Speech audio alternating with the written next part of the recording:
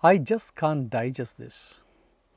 Such was the reaction of a religious sister once to the parable of the vineyard and its laborers who were paid equally.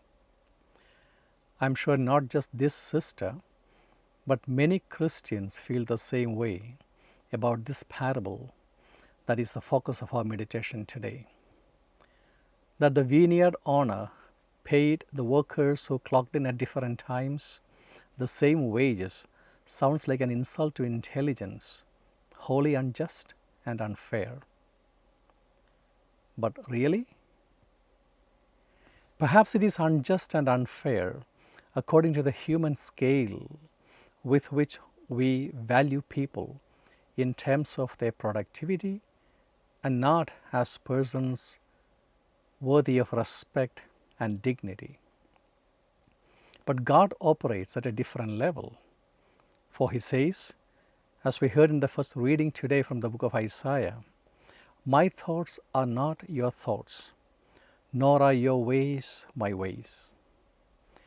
The responsorial psalm underscores it further.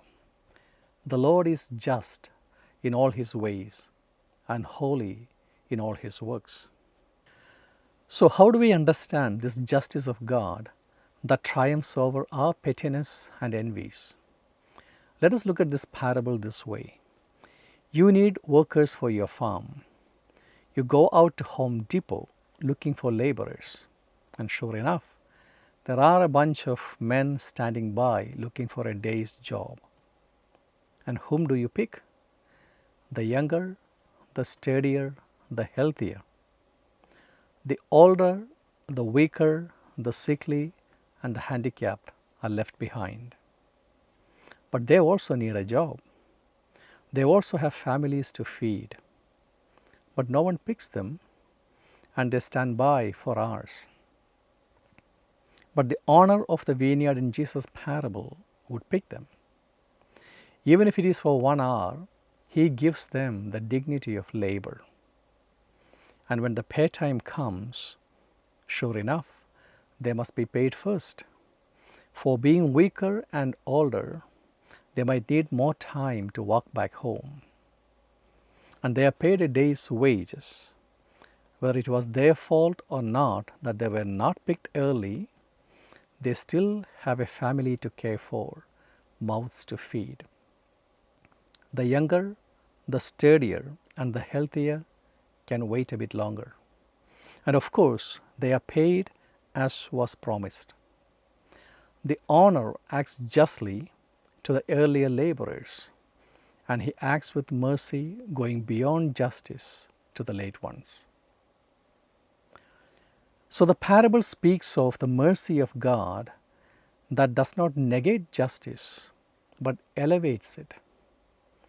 St. Paul invites us today in the second reading to conduct ourselves in a way worthy of the gospel of Christ.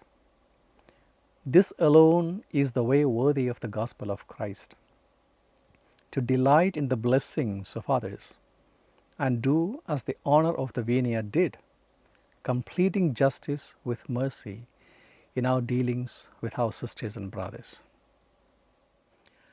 Biblical scholars understand this parable in terms of the Gentiles being placed on equal footing with the Jews.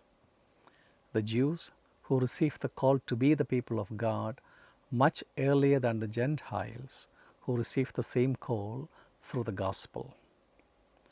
God's generous favors to others will never deprive us of what is rightfully ours.